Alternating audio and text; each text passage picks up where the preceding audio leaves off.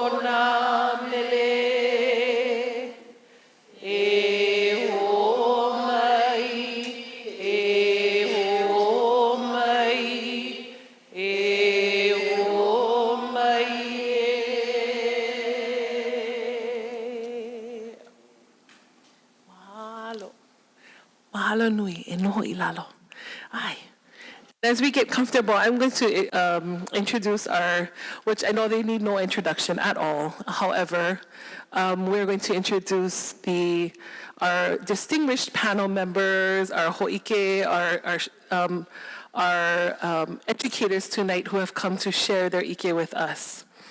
And I'm going to start with Auntie Lynette.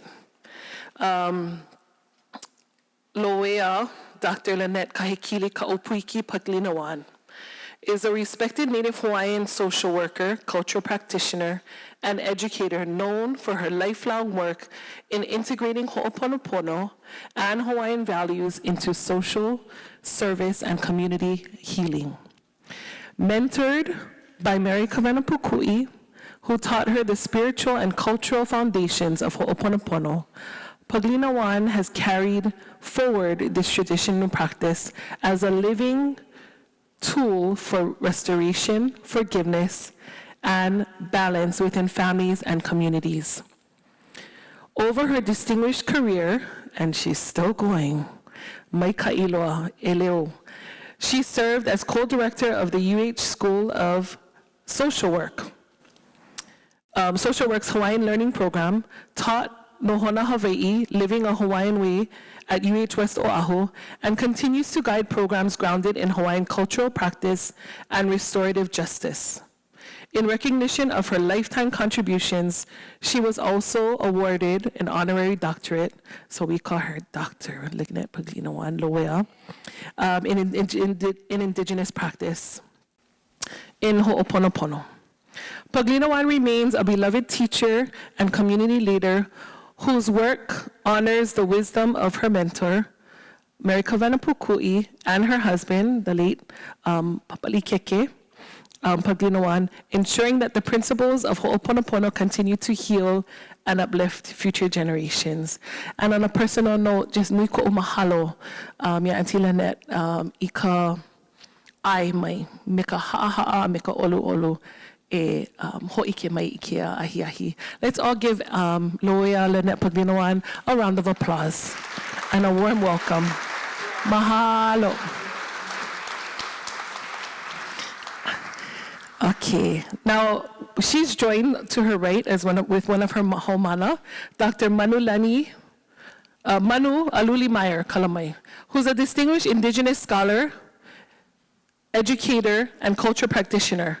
She is, of course, a kamakuloko ka'aina. She's from Hawaiian, and continues to reach the many generations of our youth as well as our scholars here in Hawaii. She holds a doctorate in education and philosophy of education from Harvard, where her research focused on Hawaiian epistemology and indigenous knowledge systems. Over her career, she has held roles as Associate Professor of Education at UH Hilo, where she was actually my kumu, and she was a wonderful teacher who actually ended up inspiring me to become a teacher, which I was for over 22 years at a Hawaiian medium school on the Big Island. Led the design and teaching of He Wakahiranga, a Master's in Applied Indigenous Knowledge program at Te Wananga o Aotearoa, and currently serves as Konohiki of Kulana o Kapole at UH West Oahu.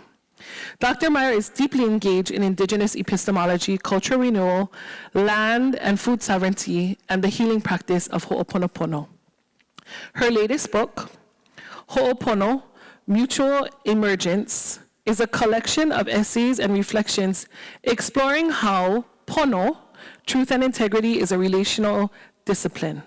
The work emphasizes how healing and growth emerge mutually among self, other, aina, and community through speaking and living truth and goodness. And we're gonna have a little exercise in that later on in the program as well. I forgot to make my announcements. Please make sure that your phones are turned off and also silence if you have alarm, but not just silence. You have to turn off your alarms if you have any that might go on. And to mahalo our wonderful OEVTV crew who has been here to document and all of our programs in the Nānā Kumu Series. I also want to just once again mahalo. We're going to open up this space for our alakai, our Loea, to get us started, and then at the end we will have a opportunity to mihi.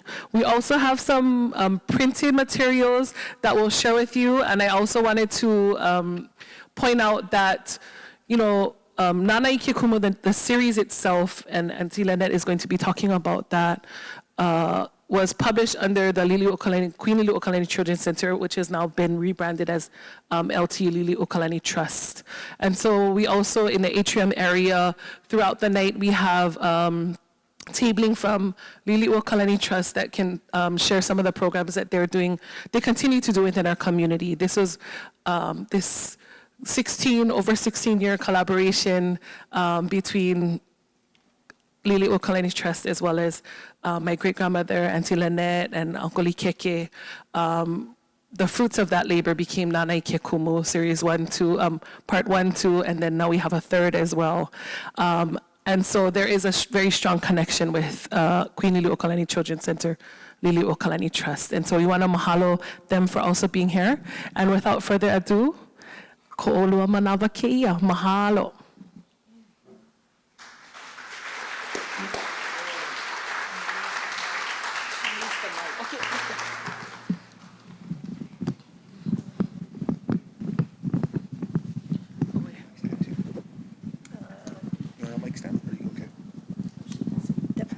On that chair, pass it to me. Yeah.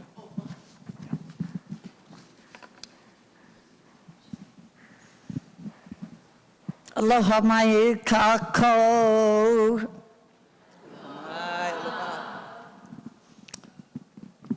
It is my pleasure to be here to talk about my kumu and the legacy she so generously had the foresight to see the need for it to be perpetuated. She was so committed to living her culture, to sharing her culture with others, not just Hawaiians, but for all the people that honored and loved Hawaiʻi.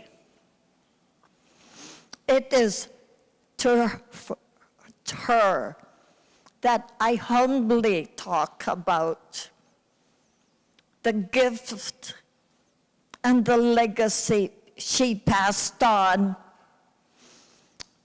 through Queen Liliuokalani's Liliuokalani Trust. Tutu always said, this knowledge of Ho'oponopono is for the lahui to help them recover their Hawaiian identity, to help them restore love and pono ways of relating, to help them get back into balance rather than get in trouble with the law. And it was a perfect marriage. Tutu was working here at this institution of Bernice Pauahi Bishop. And Liliuokalani Trust was just 4 blocks away.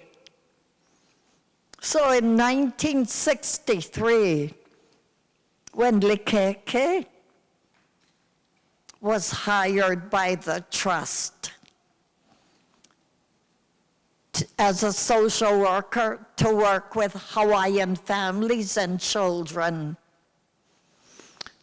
one of the first cases he was handed was a family who said, my son is cursed. So forget about him already. He go make early. And Richard sat there in silence. The University of Hawaii didn't teach him about curses. They talked to him about Western thought and theory and feelings. Perplexed, he approached his supervisor, pure Japanese, and explained the situation. His supervisor said to him, if you could do whatever you would want to do, what would that be? Immediately out of his mouth came, I go see my tutu. She's only over there.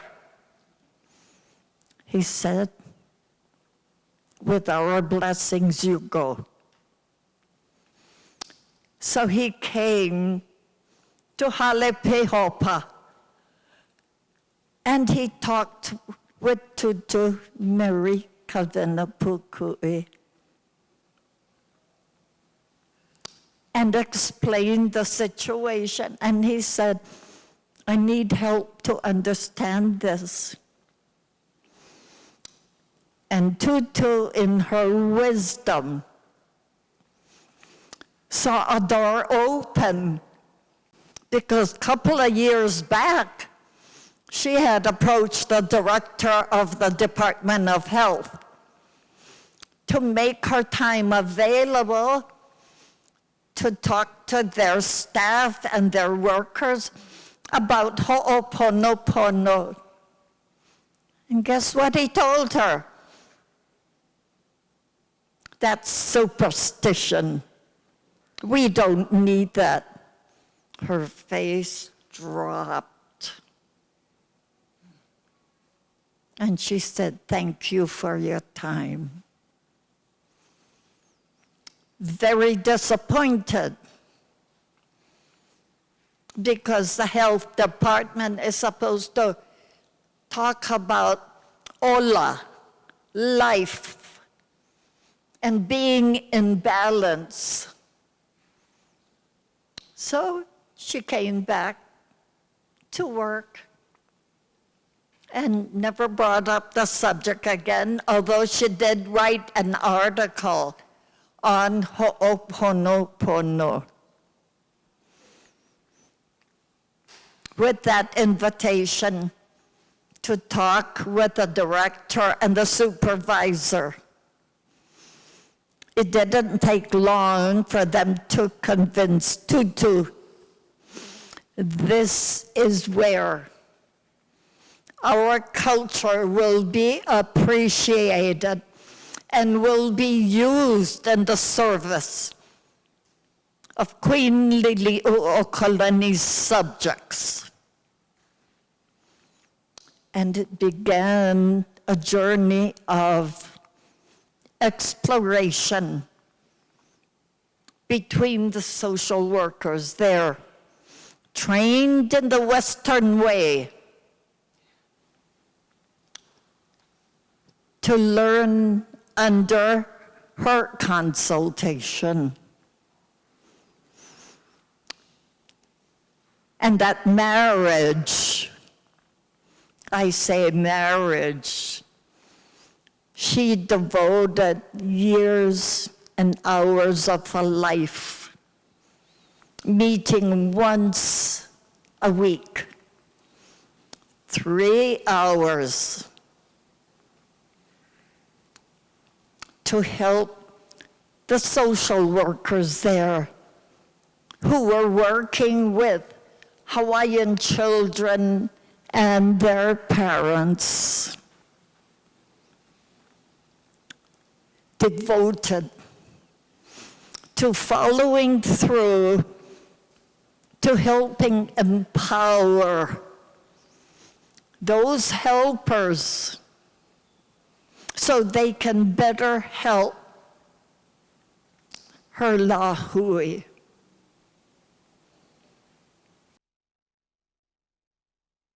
The journey with Lykeke ended with opening another door, because the director said, we cannot keep it in-house just with Liliuokalani Trust. At the annual convention of NESW, the Professional Association, Pinky said, we're gonna rock them, throw them off balance. It came to pass. Great. And people were just appreciative of hearing there is a cultural approach for every Hawaiian problem.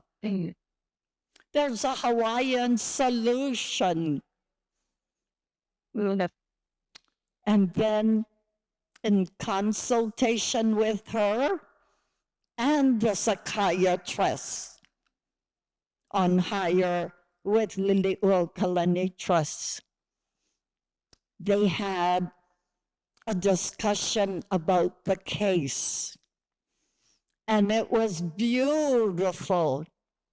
Dr. Hardick did not take the lead. He let Tutu and Richard take the lead. And his role was just to add Western knowledge that agreed with the truth of the meaning and function of the Hawaiian values and practices. The psychiatrists had no need to take over. This was their show. And that attitude was very key in my husband's journey, Rich Likeke, and I, in not taking the back seat. We had a kuleana to conduct ourselves in the manner that would stand up to the Western barrage that places themselves about indigenous cultural practices. And she became the role model where I learned not to be obtrusive, but not to let, but to be gently mindful of reminding the other side.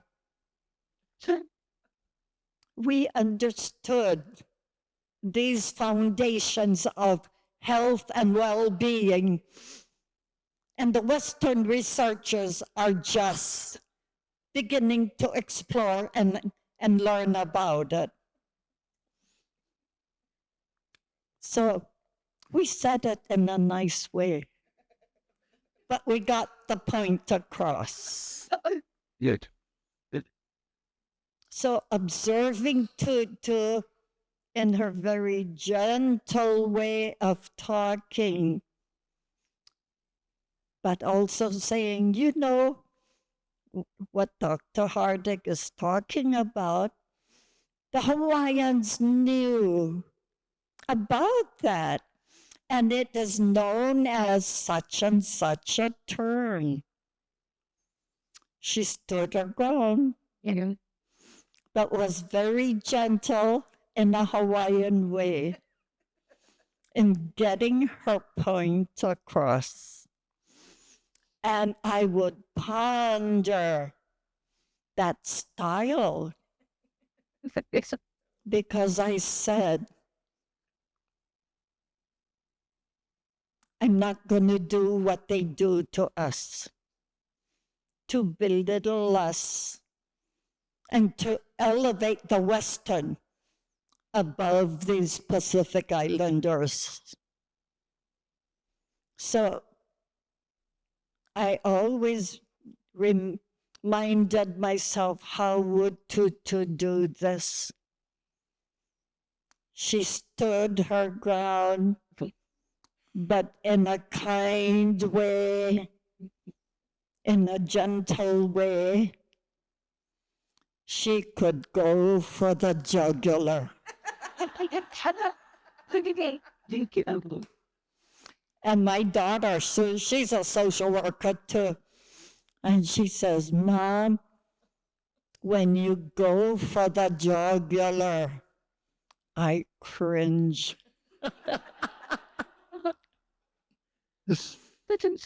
So my journey with Tutu began in 1966, after my husband was a worker at Lili'ua Kalani Trust. And I got to hear all of the stories from him before I got hired. And my interest was piqued because my family genealogy on both sides, the paternal and the maternal side, we had Hawaiian healers. And in my grandfather's side, on my mother's father, I got to hear the stories of how he dealt with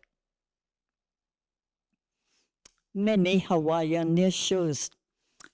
And I idealized him, not realizing that this knowledge about how he dealt in the Hawaiian way and lived the Hawaiian way would influence me to go into the field of social work and to have that wonderful opportunity of the years that I was working there, to have that chance to become a haumana under Mary Kawena Pukui.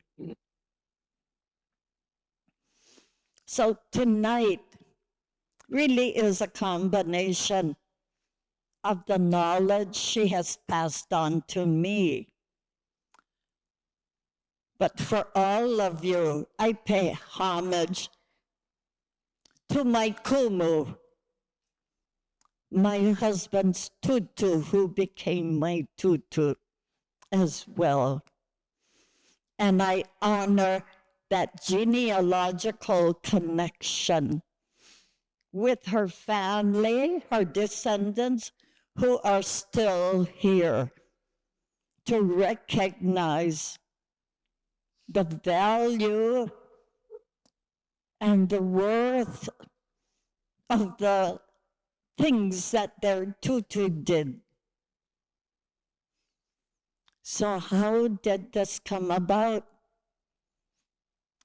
Tutu met with the agency staff once a week for 3 hours. And there were, I'd say about, if I can recall, at my age, 86, the memory kind of slips away. I remember that when we were there, we had to register for an appointment with her. But because I was very thirsty for knowledge, so I could better do my job as a Hawaiian social worker, I would sign up. And then by the next week, I'd go to the supervisor in charge of the sign-up sheet. And he says to me, "We'll give some of the other workers a chance." And so I said, "Okay, I'll wait." So the day before it happens, it was on a Wednesday, because consultation was on a Thursday. I'd knock on his door. "Is there room for me?" There you go. And he said, "Wait till tomorrow morning. We might have a late sign-up." The space opened, my name would go on. Yeah. And that happened week after week. I check. I was so thirsty. I was like a sponge that drew in. Tutu, when this happens, what does it mean? What were ways that the helper could help. And she just, it flowed out with her. I think one of the reasons why she and I responded in that Kumu Haumana relationship, it was also because of my eagerness to incorporate cultural health practices and apply it with the cases that I was assigned very early on in my career at Lili'uokalani Trust. I had the privilege of hearing the stories of my husband's relationship with Tutu and how she helped him. So I picked up cues of how to phrase the questions so that Tutu can give the kind of response that's helpful. Early on, Tutu had been turned down by the Department of Health, so she couldn't share the knowledge that she had. But at Lili'uokalani Trust, the agency itself created the structure for her to be herself and to give only as much as she was willing to do. But then comes along Mrs. Paglinawan. Every Thursday, I was so thirsty. And if the staff didn't know how to use the time, I knew how to use the time. And she blossomed. Yeah. She could see that it was being accepted and put to good use. And I believe it also helped to be appreciated in the manner that she needed to be appreciated. The first case that I presented to her was a mother referred for parenting by Queens Psychiatric Center. And in one of my talks with her about how life was going between her and the children, we would talk about the tensions of raising teenagers. And then I said, that's very Haole approach. So the next time she came, I said, Auntie, how you folks are? How you folks getting along?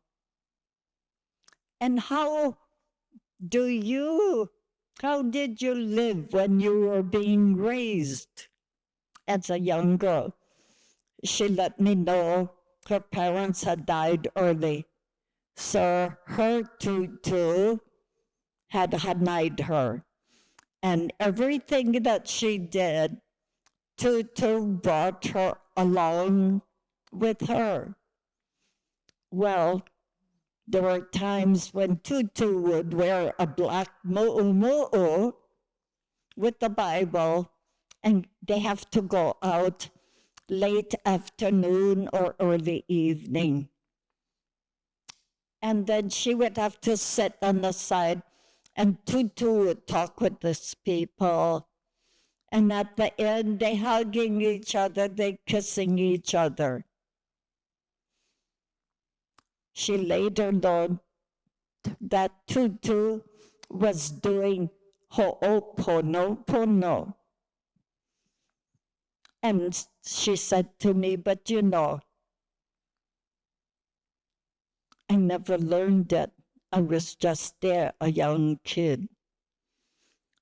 So when she mentioned Ho'oponopono, I said, oh, tell me some more about your own kupuna.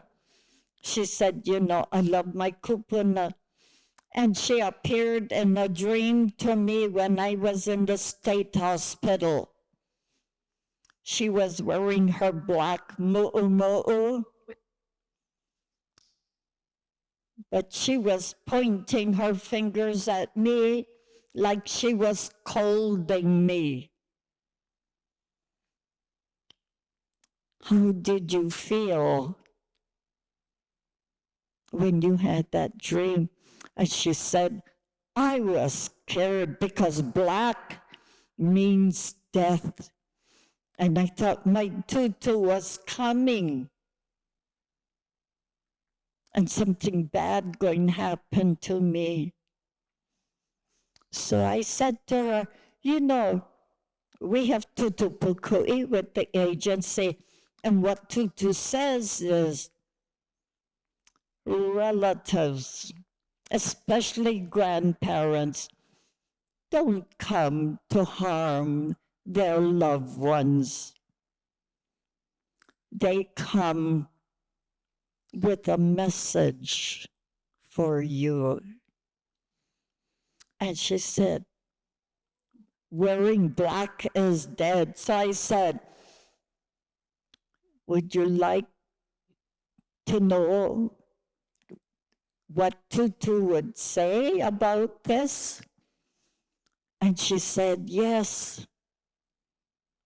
And by the way, gang, after I worked with her, this woman was so healthy and mentally and emotionally. She went to work in the DOE and then said to me, I think I gotta go university, get a teaching assistant degree. I said, my ka'i, on the way to recovery. So I early on said to her, would it be helpful for you to know and understand the interpretation of that dream you had? And she said, yeah, because I don't want to die. And Tutu says they come with a message, so please help me. I approached Tutu at one of those sessions where I had to finagle with my supervisor to let me in because this was urgent. And Tutu said, what kind of dream did she have? How did she explain it? So I repeated the moʻolelo the woman told me. And Tutu said to me, her grandmother, pointing the finger at her, is scolding her, but not because of death. She's scolding her with a message. How come you're not getting Ho'oponopono when you came with me and you saw it? Different perspective. A light is lit. And the client said to me, I was too young, I never pay attention. So I got inspired to ask her, would you like to learn about it? With a gleam in my eye, because I had the thirst too. Okay. And when she said yes, I said, would it be helpful for you for me to be there So I learn with you, and then in our discussions, once a week, we can figure out what it means and how you can then apply it. Oh, she said, I would welcome your presence. Tutu agreed. Thus began my journey in 1967. And as much as I could, I was so greedy to get one of those slots if it was empty. And I mentioned that to my supervisor, and he said, Lynette, Tutu is giving us valuable time. We have to honor and respect that. And it's up to us to fill the slots. The door's open for me. Somebody else was probably working in my behalf to learn under Mary Kawena Pukui. And so, on a regular basis, Tutu would depend on the workers to talk about the different cases. And we had to come prepared to ask for the help. Not only did I ask for help about the parents and the children, but I also asked for help for myself. If she picked up any attitude that was not my ka'i, I let her know I would appreciate her pointing it out to me. And in these discussions of going back and forth, in later times, I began to realize I had incorporated an area of self-development. If I'm doing something not pono, let me know. I was asking to help me to be a better worker in myself and how I come across. And if she picked up a tone of voice on my part that I might be scolding, she'd point that out. You have to be ha'a. And I said, for the strong personality I am, with the middle name of Kahekili, thunder. Oh, I gotta curb those impulses.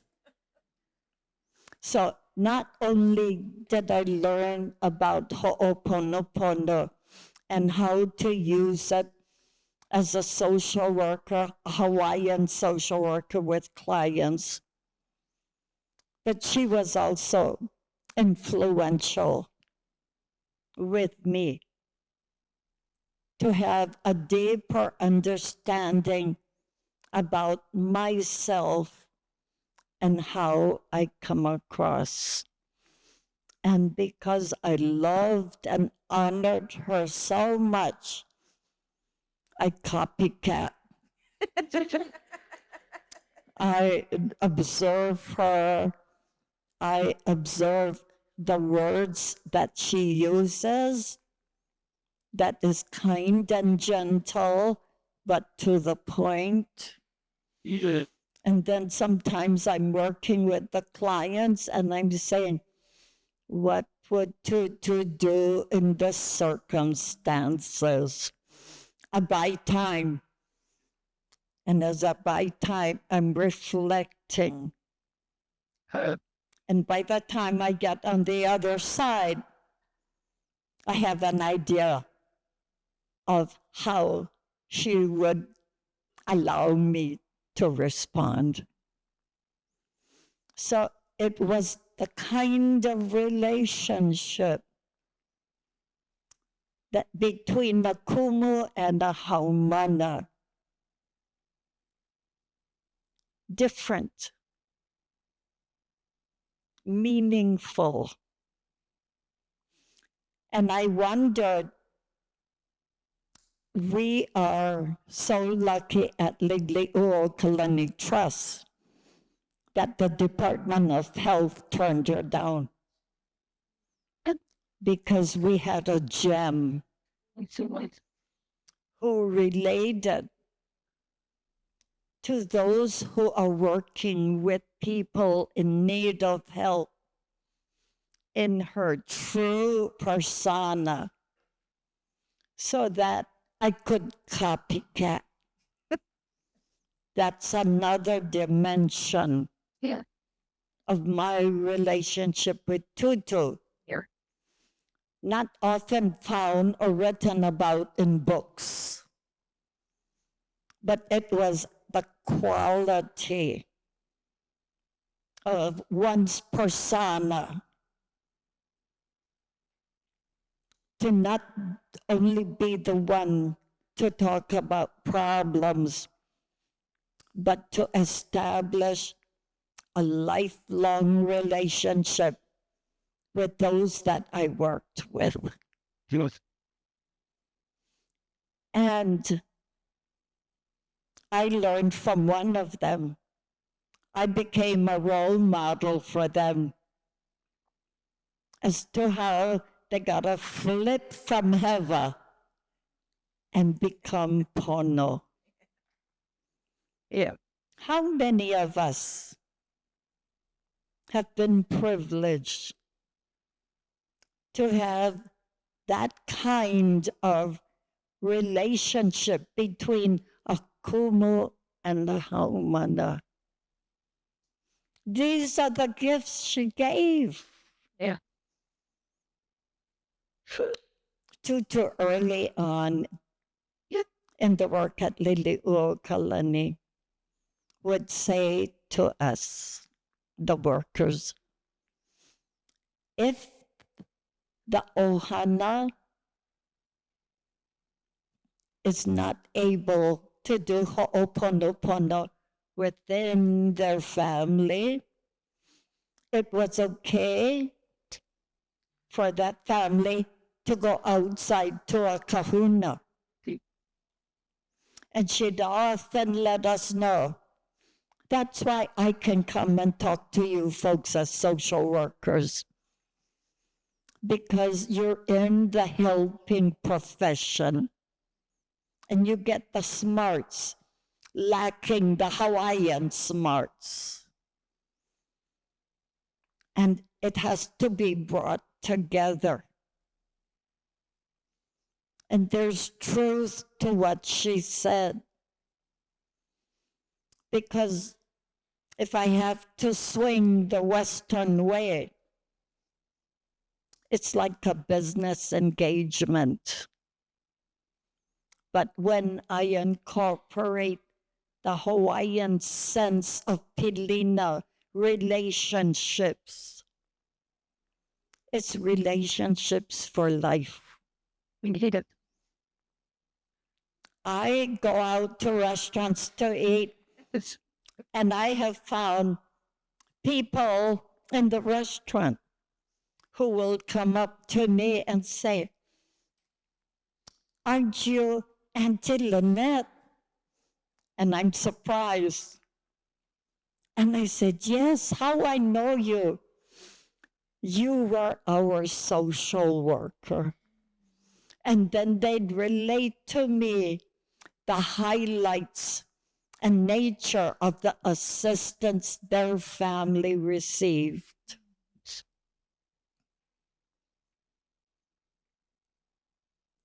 The teacher and the student relationship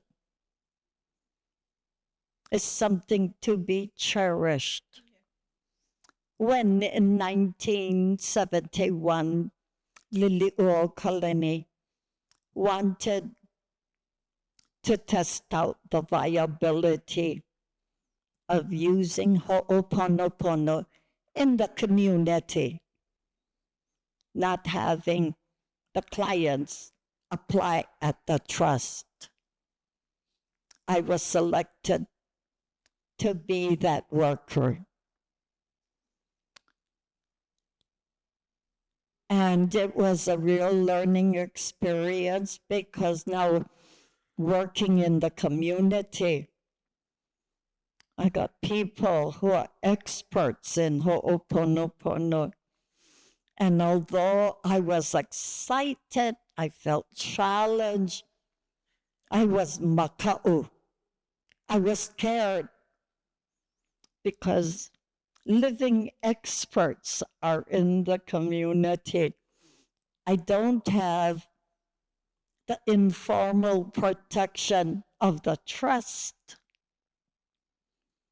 And so I raised with her my feelings. How am I going to deal with this? Tutu said to me, the same way you do it in the work you do. You face it head on and you recognize where they are coming from. So I said to her, you mean they testing me out to see what I know? I said, oh, I don't know what they know, so I don't know what to say. She said, just be honest. And you tell them, this is how you learned how to do it. And if they don't like it, too bad. Armed with that reassurance, she was right. The community is made up of churches and religions. And I knew that would be the most difficult situations. Yeah. But it was easy because they questioned me about what I would do. And if you had this kind of situation, what would you do? And I was honest with them and I said, if I really don't know how to deal with that phase of work with the family, I'm going to be honest, tell them straight up, I don't know. But if you give me permission, I go talk to my tutu. I saw the heads shaking. At the end of the 2-hour session, they said, we decided your style is okay because you're not harming our way of doing Ho'oponopono. The first encounter. After that, Tutu's words, be honest. Admit what you cannot do and just talk about what you can do. And in one religious group, they said to me, you can practice your style because it doesn't work against our style. And they gave me the go-ahead. It was smooth sailing for the first year.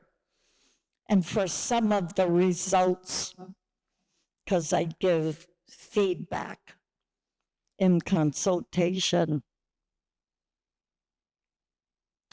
I'd let Tutu know how we were progressing and that the strides and gains and understanding by this woman triggered some of the recall of Ho'oponopono from her grandmother.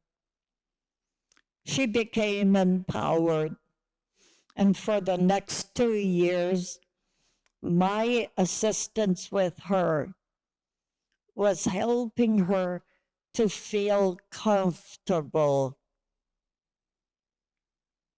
with the gains she had made as a parent and as confidence in herself. To the point, she said, I think it's time I go look for one job. And the kind of job I mentioned she was interested was working in the DOE with special needs children. But she said, if they know I was in the state mental health hospital, nobody going to hire me. So I said to her, let's role play. I'm going to be the director. You're the applicant. I ask difficult questions. And I related to her concerns about being rejected because of having been admitted to the state hospital. She came out with the answers that convinced me in that role play. This is the kind of woman I want for the job. She went for the interview. Within 3 days, she got the call she was hired. So began another journey in the recovery and in control of her life's direction and being a better parent to her children. And I finally said to her, I don't think you need my help anymore.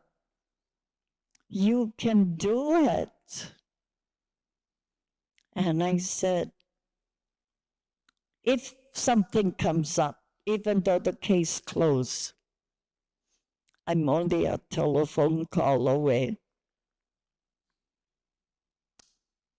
How many psychologists and psychiatrists give the patient the telephone number? Well, my relationship with her was really a sense of family. Yes. And you cannot just turn off the love and connection, but you gradually release and you give them an opportunity only if they need. And they make that choice. And it was years later, I saw one of the daughters, and she said, Mom is doing so well. She wants to go on for a certificate. That's the proof of the pudding. And it is the proof of the pudding by doing it the Hawaiian way. Yeah. Where the helper exhibits those values of genuineness, of sincerity, of being honest with what you don't know, but also being honest and fair with what you do know. Those were the handles that we also talked about that gave her that self-confidence to be on this journey of not the patient or the former patient from the state hospital, but the mother who's in control of her family dynamics, and the mother who wants to get a degree and get ahead and earn more money. So this is the help that I acknowledge is the quality of learning that can happen between a kumu and the haumana. So tonight it's not about me. I pay homage to Tutu Pukui, and Tutu with the familiar relationship behind it. I honor her today, and I intend to keep on practicing her legacy. I have graduated all these years, only 25 students in her style of Ho'oponopono. And it's just not university. They gotta demonstrate to me, to my standard. I give them a case situation, and within 2 hours, they gotta demonstrate the handout that is there.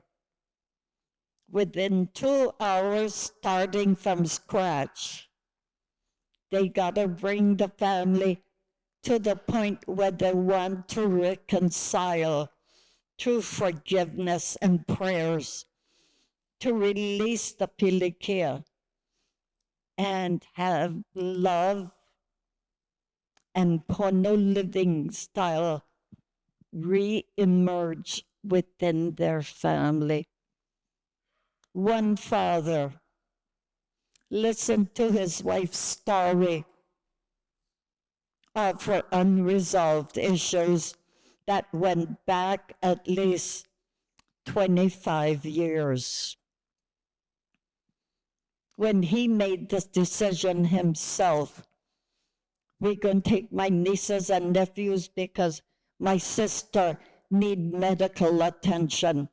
They're going to stay with us until she healed.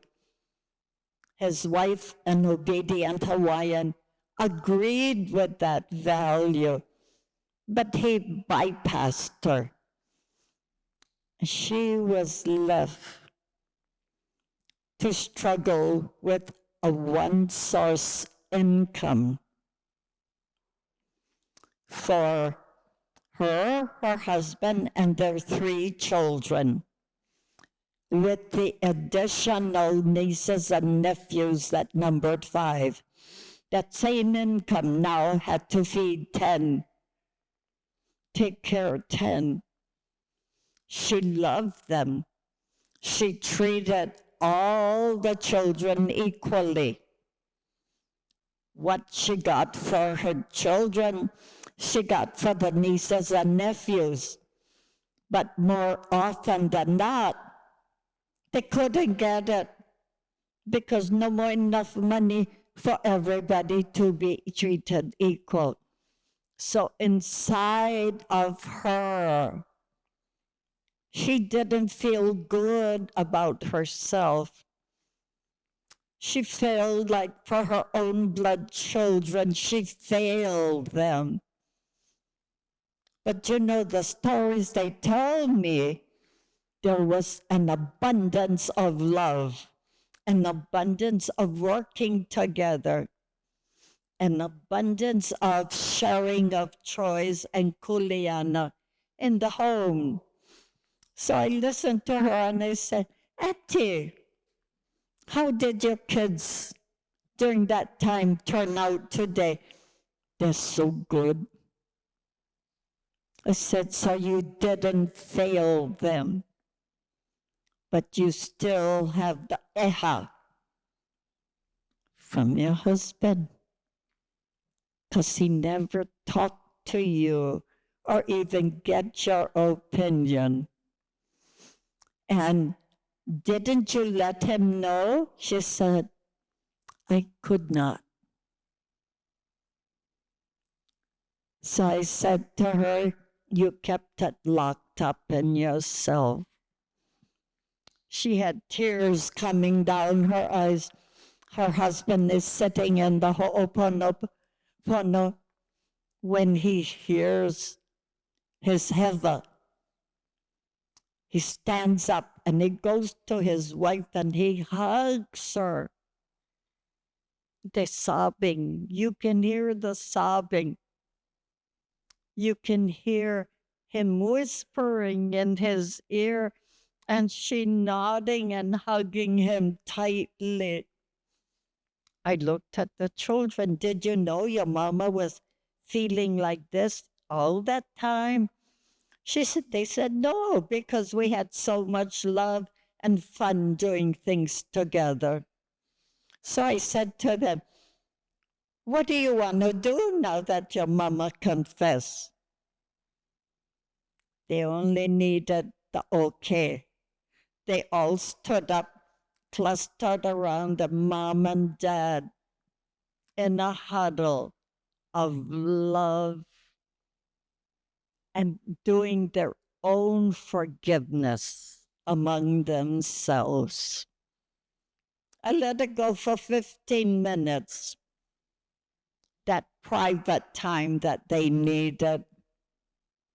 And when they started talking, and they pulled apart, because in Ho'oponopono, you don't interact with each other. All communication goes to the one doing the Ho'oponopono. But I broke the rules. It was more important to allow this family to reconcile what happened years previously, so that the mother of today, when they had a baby 10 years later, who was spoiled rotten, gave in to his every request. And I said to Mama, so you were trying to make up for lost time with your older children. And then by doing that, you spoiled your younger son rotten. Guiltily, she looks down. And she says, I guess so. So the outcome was we had to get on the same page.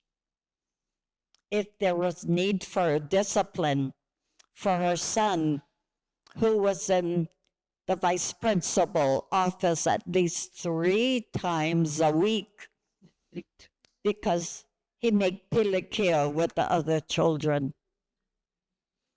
Once they agreed on a discipline course, all the adults have to be in agreement in enforcing it. Was hard for Mama, but her children said, Mom, we gotta do this. It's not for us, it's for our brother. At the end, the dad said, Auntie Lynette, thank you so much. My family always had love. But what we experienced in the Ho'oponopono, I didn't realize we had more love to give to each other. So the results of this outline helps a family to work through the conflicts, the hihia, to untangle the negative ways that they treated each other, and to allow them to talk about the love that they had. I got my signal, and that's the end of my story. It's an anarchist. Goalkeepers. So this is a gift to all of you. except for the 4 phases. The rest of the concepts came from Nānā ʻike Kumu, Volume 1. If you're lucky to go to the library and borrow, then you can have access and read the definitions in its full way. And so I'd like to invite Manu at this time. She and I have partnered while working at West Oahu University. And of course, we did the book Nānā ʻike Kumu 3, of which I was one of the 4 authors. And she helped me teach 4 courses. So, and she's also been a student of mine. So I turn it over to Manu.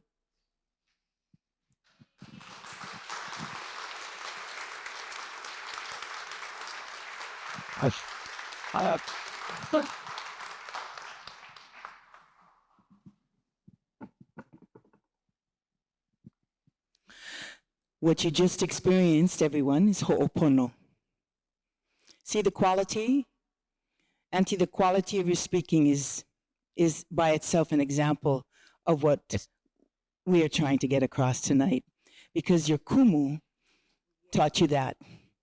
And Ho'opono is the speaking of truth. I loved it when Tutu said, just be honest. Yeah. So just be honest is a synonym for Ho'opono.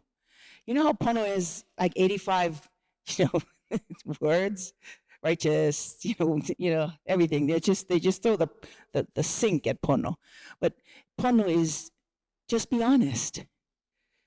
Ho'opono. And so it's hilarious listening to you speak because now I understand more of myself. Yeah. Ai ilokone. Ai. Auntie really believes in that because I can tell the mo'okuauhau of that idea. Be who you are. Oyavale. And when you can make peace with that, which you have taught me that to heal myself. And in that healing, I was you when your interests were Tutu. I was hungry. I was looking for you. And so coming back after 40 years, open. And By the it's also helping to guide us. Yep. And if it was meant to be, you gotta recognize when that door opens and don't be afraid you go on that path. So that's what we did when I heard you were retired from UH Manoa. When you hear that a kupuna is retired, it's such a joy. Thank you so much for that. Yeah, thanks, Taylor. Okay. So when Auntie retired about 10 years ago, it was our deep, deep honor that you came to the University of Hawaii at West Oahu, where we did so many fun things together. But it was learning from Auntie helped recognize the depth and the purpose of what Tutu was teaching her and what that meant for the future of our lahui. And so I want to give you a little bit of a background. In 1981, the reason why I'm so, so grateful for this true teacher of mine and true collaborator of all of ours is I had to learn it as a wilderness instructor for Hawaii Bound. And Hawaii Bound, at that time, we had 21-day courses out in Ka'u Desert. And we were working with our kids from the family courts, and we had 10 of them. And we go out for 3 weeks at a time on our backpacks, seeing no one. And so we had to learn Ho'oponopono, and I was 21, and we had to teach the students it by day 3, and by day 8 of 21, we really needed to do it. So that was an experiment that was doing Ho'oponopono outside the family. But it was for safety reasons that we did it, because the intimacy that you experience by, seeing only those people for 3 weeks is intense. And for safety reasons, by day 8 or 9 or 10 out of 21, we had to begin to start to heal with each other. And these young adults were very, very alive. And so learning that and teaching that, you really get to know the idea of ʻaʻo mai ʻaʻo aku. You teach what you learn yourself. So we had to learn it.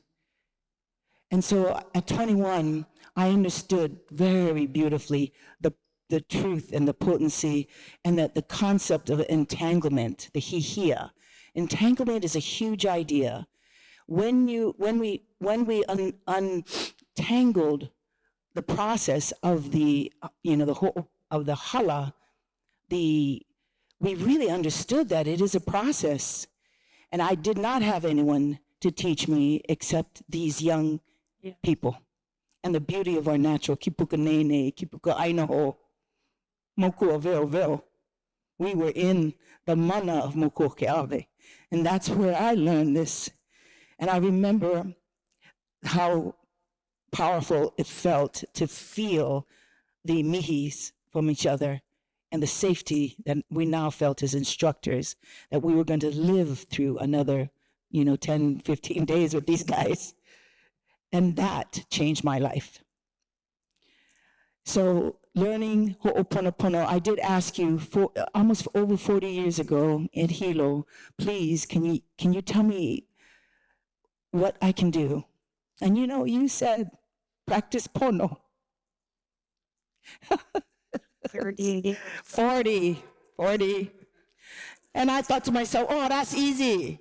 You know what I mean? That's easy. Oh my God. It's not, right? So your teachings in the last 10 years, as I came back to this beloved Oahu, has completely nourished me. You have experienced the food of orators is korero, is the food of leadership is oracy, the food of leadership. So you have been nourished.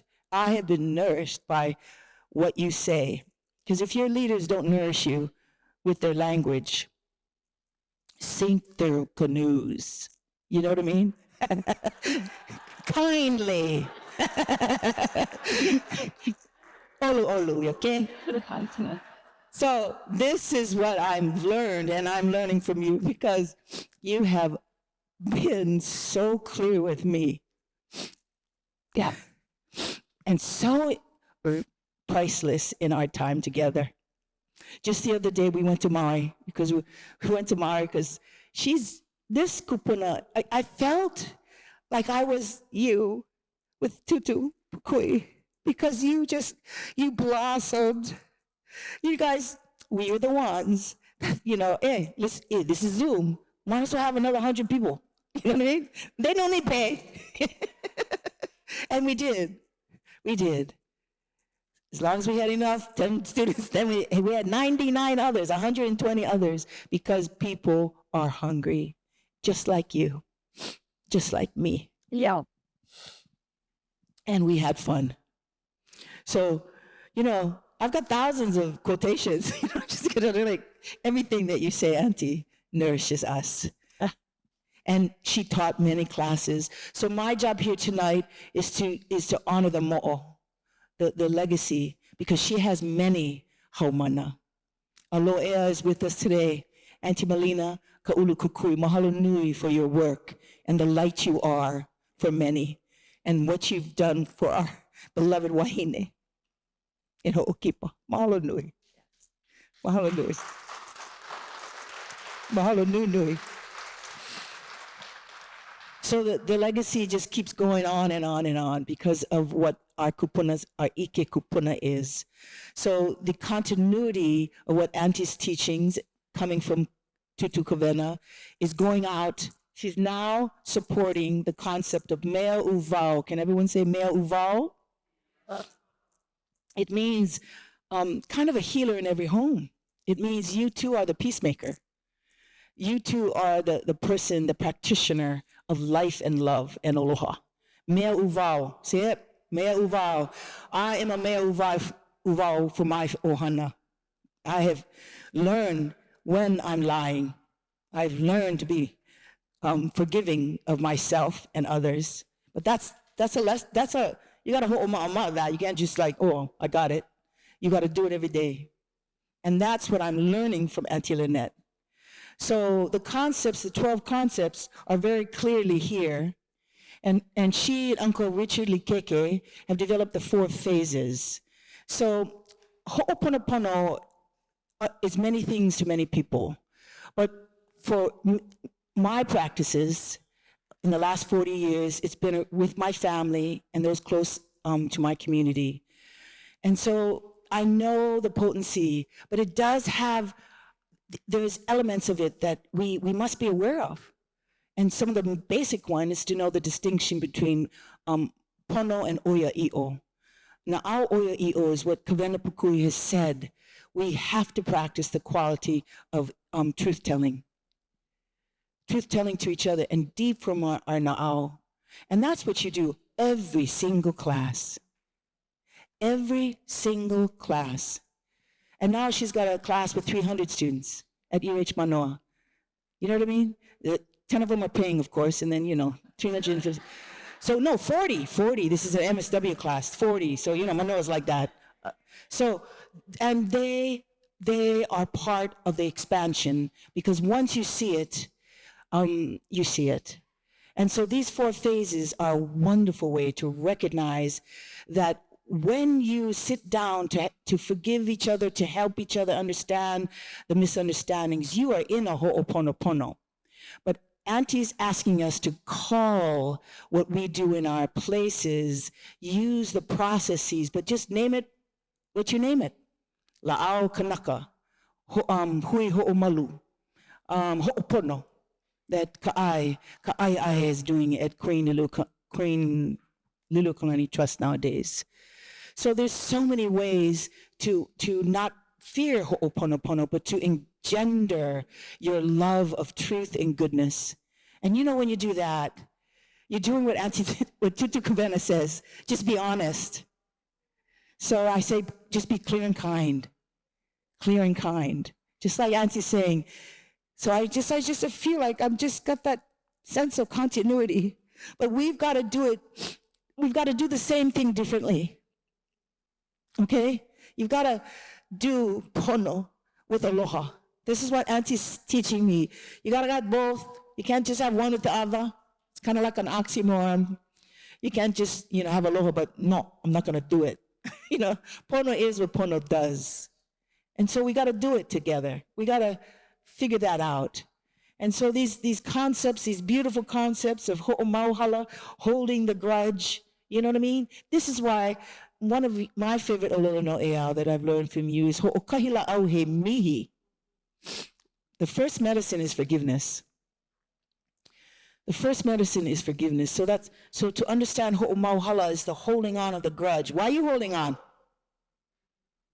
Why are you holding on? That's hihia. You're tangled in that. So the things that Auntie Lynette has learned from Tutu Kawena Pukui is that you must embody these principles, not just make them one head thing. And she used to say that to me so much. I used to think to myself, am I just in my head? Am I just in my head? I don't like. I only went to that place to get my doctorate because my coach gave me that. I'm a PE major. Sports saved my life. So I'm not really in my head. I want to be in my heart. And that's what I learned from you. To be in your heart is to work on your pono. Because you know it can be in your heart and lie. Aloha is a powerful, regenerative, energetic field of expansion. That is what Hawaii has to offer the world. And this is what I learn from you every single day. And every single day, Auntie, every single day. So I see the honor that you're giving to Tutu Pukui is actually so nourishing for the next generation. Mahalo nui. Mahalo. That's what I want. That's good. So you know the contribution. Okay. Now, thank you, Auntie, for encouraging this. What's happening now is Auntie is encouraging us to practice different facets of Ho'oponopono. And one of the facets that I learned in Aotearoa was a mihi. And I believe a mihi is connected to forgiveness because in Aotearoa, mihi means to mentor. And so when we're going to mihi now, we're not going to ask questions. We're going to mihi to Auntie Lynette, something that you learned from her in your past. A mihi is a statement of what you have learned from that person. So in a mihi in Ho'oponopono, it's when the person who he is with turns to each other and says, I understand, please forgive me. It's a real powerful moment of release. But when you mihi someone in a public setting like this, what I learned it's a practice of oracy. And we need to do this. We need to practice something together tonight. So when you stand and say something to Auntie Lynette, it's got to be real. It's got to be coming from your ʻike lāʻau, and it's got to be you practicing mihi. And the reason why I want to bring that, we're connected to Aotearoa. Our Maori cousins are actually, we're related. We related.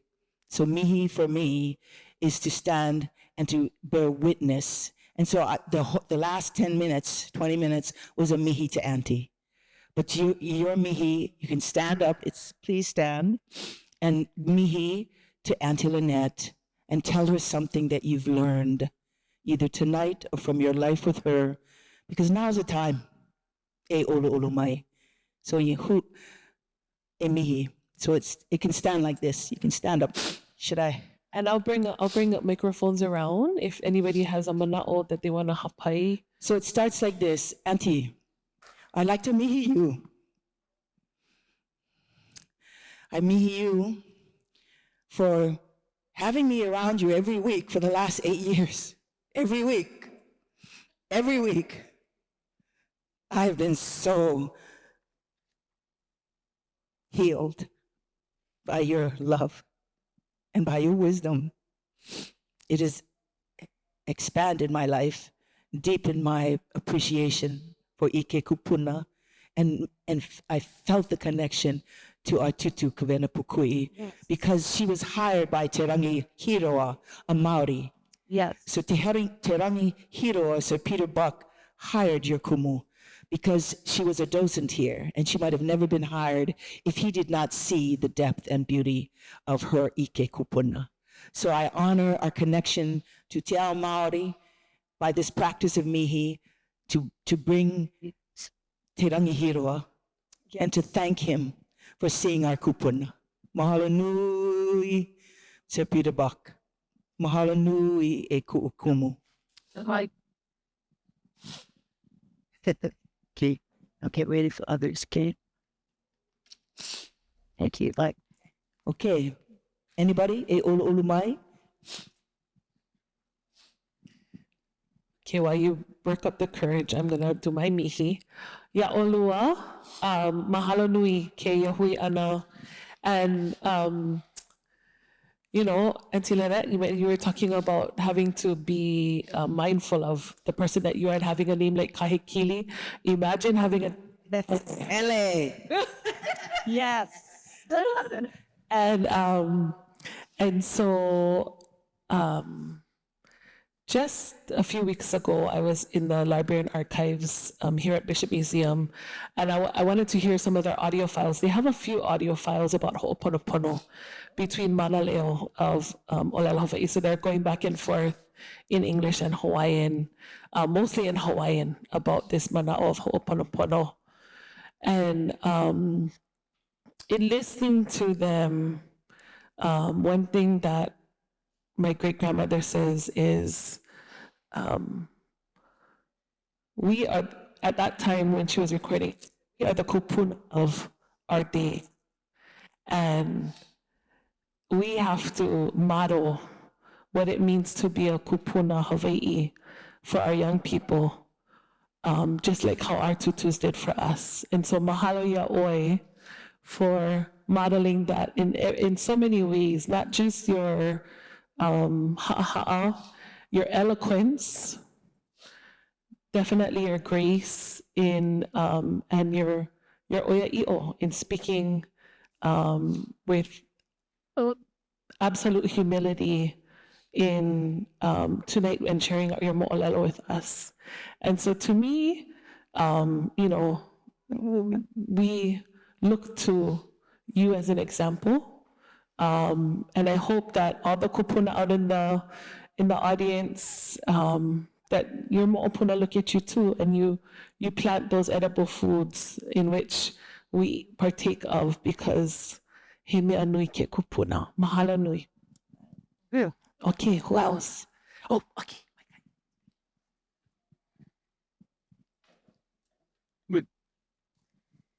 Auntie, I'm one of your new students in the class of 300.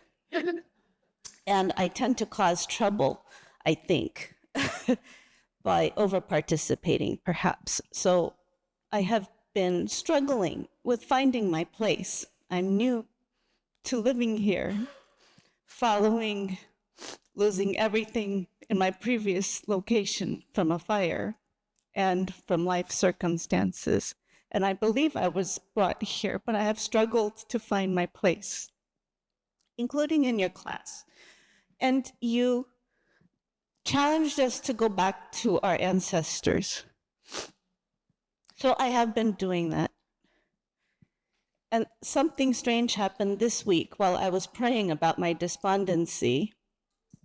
I was at Kailua Beach, close to where I live, and I have been offering water to some new plantings in the dune restoration project. And those are sacred sands, right? Those are sacred burial sands.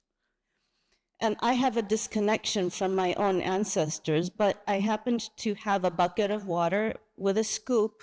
So I was kneeling down and offering water to the plants that were just planted. And it is my gratitude naturally for all that the ocean has given me. And a muscle memory kicked in. When I was in 3rd grade, I was living in Japan, my mother's country, and visiting a grave. And the custom is to pour water on the grave with a bamboo scoop. And the muscle memory kicked in, and I realized I cannot offer to my own ancestors through a physical grave, like so many in the class had the luxury to do in telling. I've never had those luxuries, being disconnected physically from my family. But I realized, Hanai, you explained Hanai, and these are not my ancestors, but they welcomed me as a refuge here on this land after the fire. And they told me it's okay. In some sense, we accept you. You'll find your way. And I went in the ocean and I felt my grandfather's spirit, who I never got to meet, also say, you are part of my flesh. You can't lose me, even though I never got to meet. So because you challenged us to dig, I had this reconnection, and I don't have my place, but I got a reassurance that it does exist to find.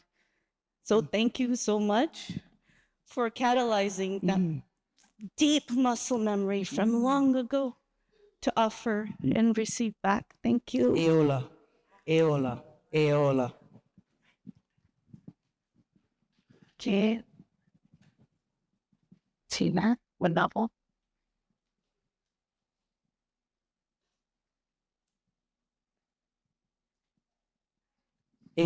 Kui luna ʻōlelo mai. And then Sanjeev, you next. So, Sanjeev, did you want to do some? Yeah, after this. Aloha, Auntie. Paglinawan. So I wanted to mahalo you. The first time I met with you was about 2 years ago at the AHA at West Oahu. I wasn't able to speak to Auntie Manulani that time. She's busy. But I also met Auntie Malina for the first time. And I wanted to, I'm the daughter of Ishmael Stagner. And I spoke to you that day, and you shared some stories that you had with my dad. And when we came to come and see you folks today, and you were giving the timeline of your journey here, and you mentioned that we have the kuleana of being in both worlds, the healing Hawaiian world and also the Western world. So I thank you and Uncle for doing the work here in our Ainahau while my father had to go over there to get his PhD and be the first Hawaiian to get his PhD from the university that gave it to him. Thank you.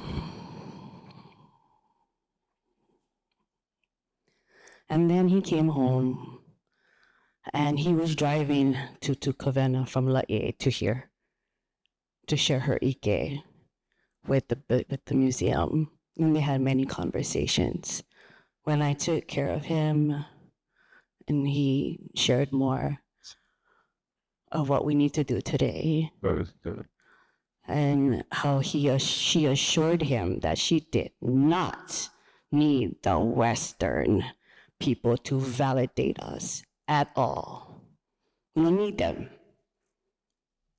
But my dad was very humbled and wanted to work with her to let her know that in order for them to listen to us, she got to get her PhD too, or they're not going to listen to us. So we need some pala to back us up. Because sometimes they won't even let us come to the table. They don't understand that we never even have tables, so why are we going to come to yours one? So I mahalo you, Auntie and Auntie, for this opportunity that we have to listen story. Listen story is something that we need to work on a lot more. My generation needs to do that a lot more, to listen more and talk less. Mahalo. Iola.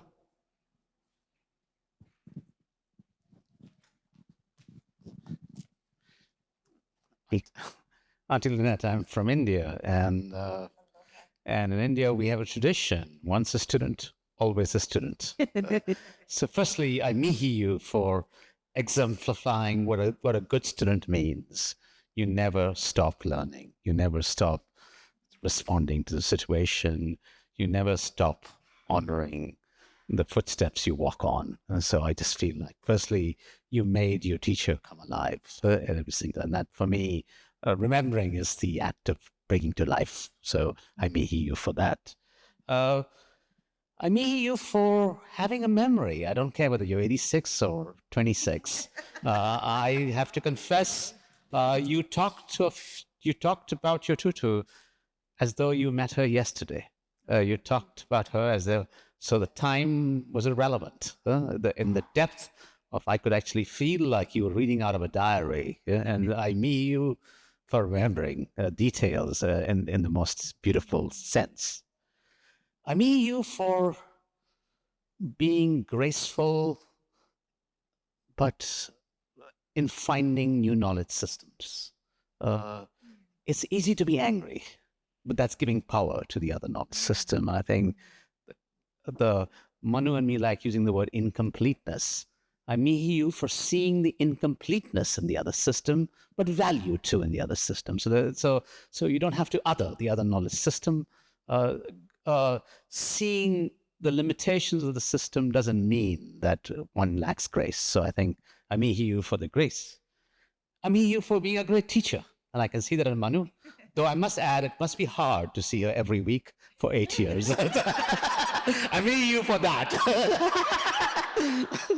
I mihi you for exemplifying learning is opportunistic. What I'll take out of this meeting is how much you struggle to get slotted every Thursday.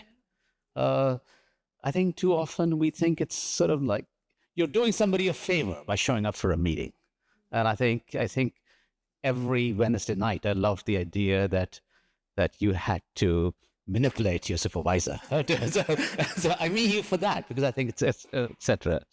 I mean you for actually thinking more deeply about healing than I've seen anybody think about. And it exemplifies in the way Manu approaches the work. I think I'll go back to incompleteness, to use the word.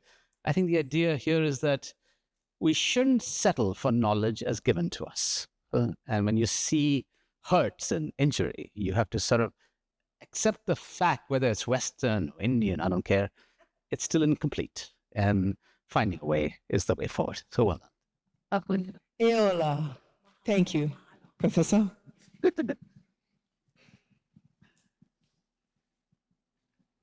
I know the pressure. Well, mali apaha o kia kava e pane. Oh, okay. Hoʻokahi, okay.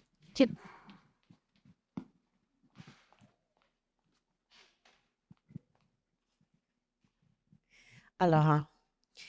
I want to mihi both of you for your commitment to your work, your commitment to aloha, and your commitment to the lahui.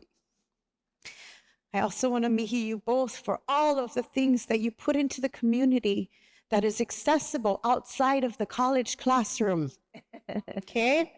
You guys have put out some amazing productions, videos on Ho'oponopono, on lapaʻau.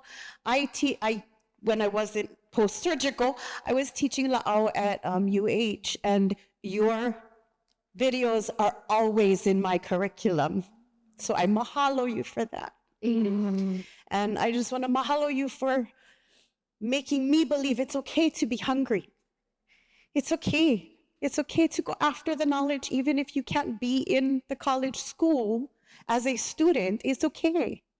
Go find the knowledge. You guys have given it to us. It's out there, yeah? And I just want to mihi you for that. Mahalo. Eola. Auntie, I never met you before, but I was very inspired by your moʻolelo today. Specifically, I lost my auntie. I'm here with my cousin. I lost my auntie 5 months ago. And then I just buried Tutu yesterday. We did as a family. And we have pilikia in our family right now around inheritance. But so I realized, I mihi you because I realized we do need Ho'oponopono desperately. But also, Auntie came back, and her favorite flower is gardenia, and we don't have any flower trees anywhere. And last night we smelled gardenia. Oh, beautiful. And when we woke up this morning, my cousin's 3-year-old, he drew gardenia on the sidewalk in chalk. And also, he was questioned, and he saw Tutu. So I mihi you to not be afraid of when they come to help and to recognize. And also, if we don't know the signs, ask. Go look to research and ask somebody who does. So mahalo nui for that. Eola. Auntie. I wanted to say something about that. Mahalo for that mana'o. When I was doing my research of those few weeks ago, I specifically read a passage from my great-grandmother speaking about her smelling a flower in an area that it wouldn't have been growing. And so she writes about how if you do smell a flower and it's associated with a loved one, then that means they're coming to visit you. And I experienced that with my son my daughter, when I was hapai with my oldest. And we could smell pikake everywhere, and there's no pikake to be found in my house. But I was hapai, and that was my great-grandfather's, her husband, Kalali'i Pukui's favorite. He always had pikake. And the dogs were barking, and so, when I read that, I thought, oh, okay, that was Tutukane Pukui coming to visit my first daughter, who he ended up naming after his mom. Ka'imahui is her middle name. But that mana'o, she writes specifically about also if you smell it and you're in an area, maybe like Makai, in the Kai area, and you smell it, then that's warning you of danger. So you go up Mauka because you're not going to smell a fragrant flower in the ocean. And she was gathering limu, and she smelt it, and she went up. And then when she looked back down, there was a whole mano niuhi that had come very close to where she was. And so she acknowledged that, mana'o from her kupuna. So mahalo, ai. Yeah. Who are you right there? Right there?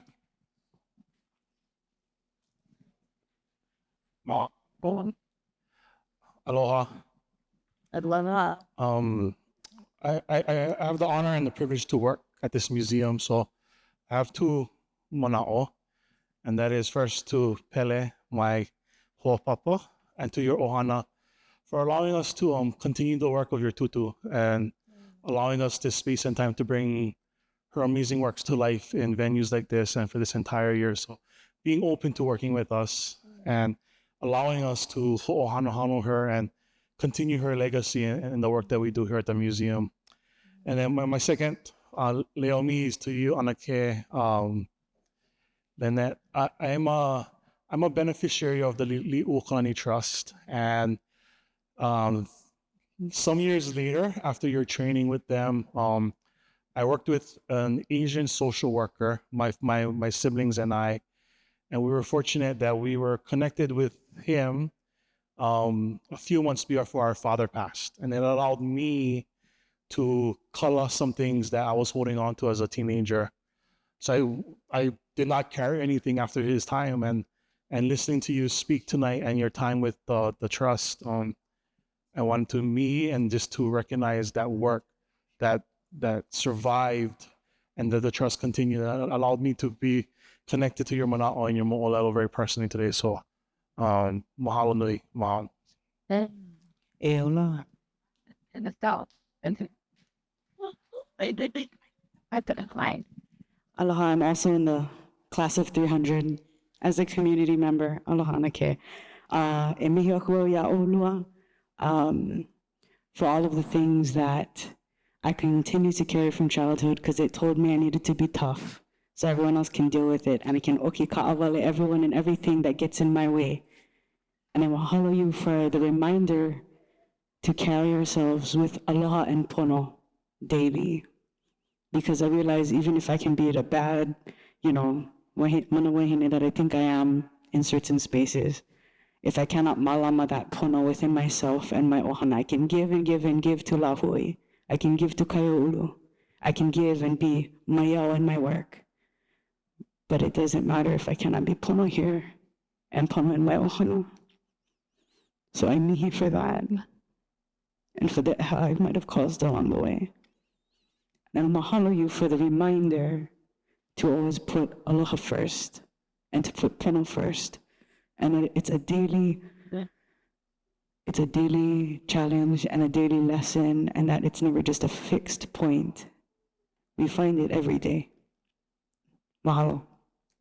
Eola. Eo. Oh, we have one in the right in the backyard. I'm closer. Yes, not under greaser. But yeah. Aloha, my name is Michelle. First off, I'd like to mihi you for honoring the Queen's legacy. Mayor. Thank you for honoring the lahui. Mayor. And oh my gosh, I mihi you for being such a good student. Yeah. That was amazing. I scared to be in this kind of space, and you spoke so eloquently. So your kupuna, your tutu, all of your ancestors are so proud of you. I'm in awe of sharing space with all of your ohana and your kupuna. Okay, calm down.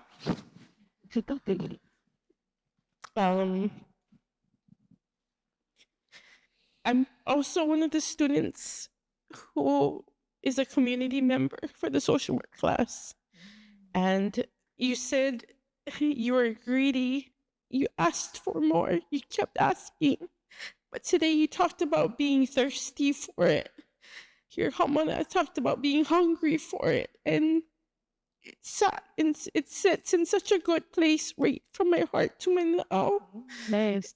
To know that that's what we are searching for, is that knowledge is to be quenched with that knowledge. And even in just short hour, this has been such an amazing experience of reflection.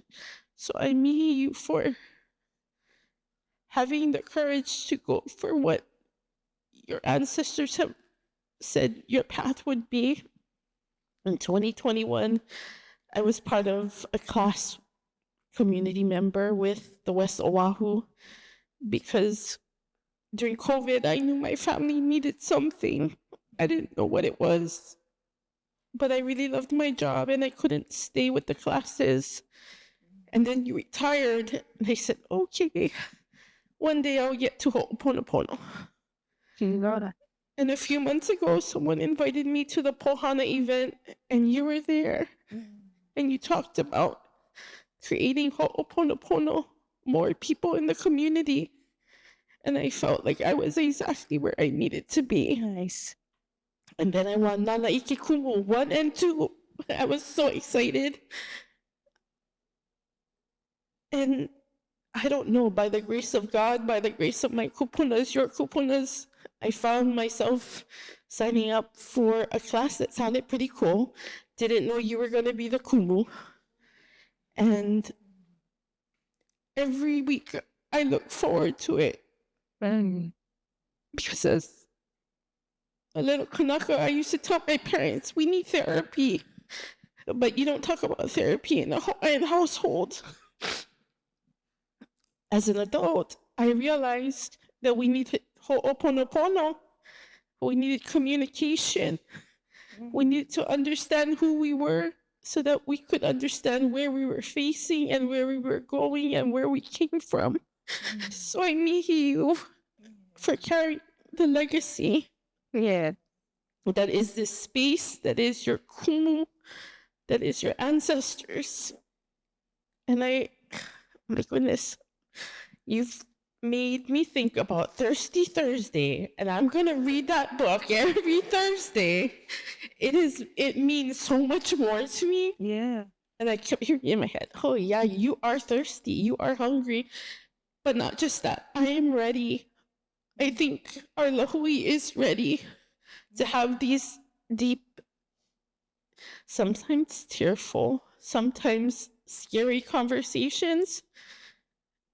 And it's with such gratitude that I'm able to share time and space in your presence, in the presence of your kumu, where she taught, where she brought these lessons to life. So I just want to say mahalo. Thank you. Eola. Now, I would like to just go on from that.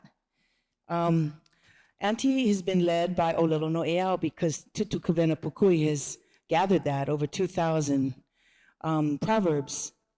And what I believe that I'm learning is in this bag that Nahiraka made out of Japanese material. So I want you to take that. And one of my favorite ʻōlelo noʻeaus are he pukoʻa kani aina. He pukoʻa kani aina. He pukoʻa kani aina. It means coral sounds out for land. You know what I mean? He pukoʻa kani aina. So the coral sounds out. It kind of grows toward land. That's just the hoʻopukaku. But Auntie, he pukoʻa kani aina means from the one the many. And from the many, the one. And that's what I believe you're trying to teach us, my darling. Aya I loko nei. Aya I loko nei. It is always inside of you. And Auntie's very clear about that with me. The answers are inside of you. Oya vale no. And when you do that practice, that by itself is ho'opono. And when it gets out of whack, then you gotta use pono to get back to pono. But it's still aya I loko nei. And that is I know this because it's the legacy that has been given to Auntie that is now going to expand into infinity. Because aya I loko nei. This is what I've learned from you, Auntie. Every one of us had that potential. That potential is already in you because you have inherited from the other ancestors that have gone on through there. And thank goodness for Western experimentation. Welcome. Because it confirms, aya I loko nei. You inherit the DNA potentials of all of your ancestors that go back. Okay. So it's up to you to determine who you are and what you want to become. It also requires you to know, not just up here, but you gotta feel it in your nāʻau, and then go forward. And You will be able to distinguish obstacles. And by your choice, you either succumb to the obstacle and fall down, or you say, it doesn't belong to me. I'm moving on. okay.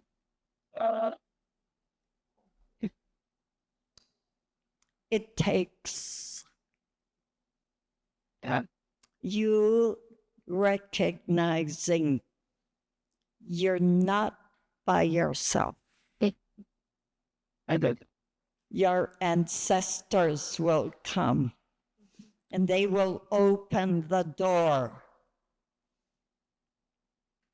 You prepare yourself to be ready to recognize when that door is open.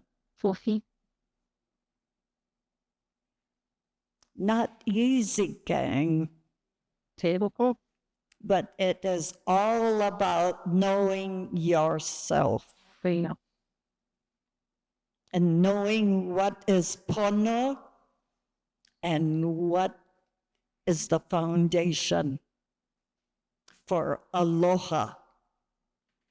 You make that choice. Mahalo. Mahalo.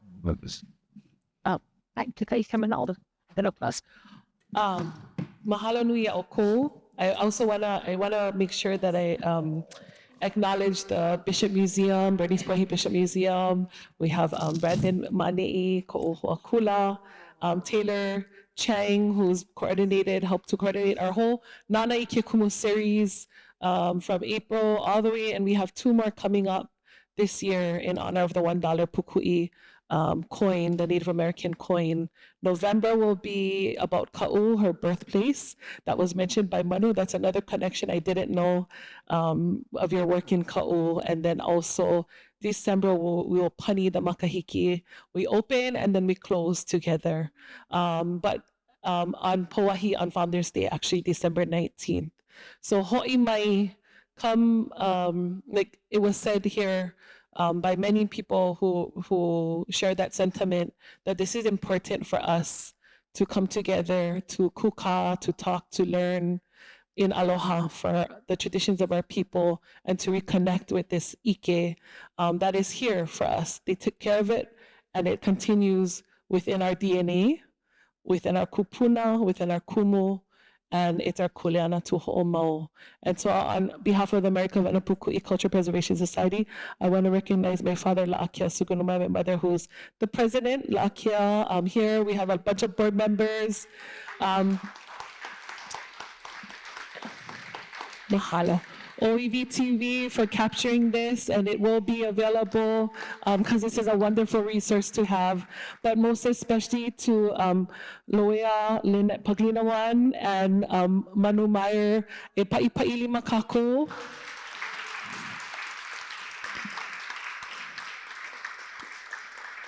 There continue to be activities outside and also the LT table to learn more about, but I thought it would be appropriate as we talk about Queen Liliʻokalani, for those of us who know the Queen's Prayer, especially the third verse. I think we close with the third verse and the fourth verse to pani this time together. And, you know, if we do know the words, the third verse says, Mai nana ino ino na hewa o kanaka, ka e hui kala. And these are the Queen's own words that she wrote in her prayer when she was imprisoned. And let's close tonight together as a hui, and we can pull it. And if you know the words, please sing along. Otherwise, we just pa'alima and panikako. Kukako iluna. E pule pualu kako I ka pule a ka mo'i wahine. Pauku e kolu me ka eha ho o makokau a pule. Mai nana ino ino na hewa ka naka a ka e hui kala a ma e no no laila no laila e kahaku malalo ko e heu malalo ko e heu ko mako maluhia ko mako maluhia a maulo aku no a maulo aku no.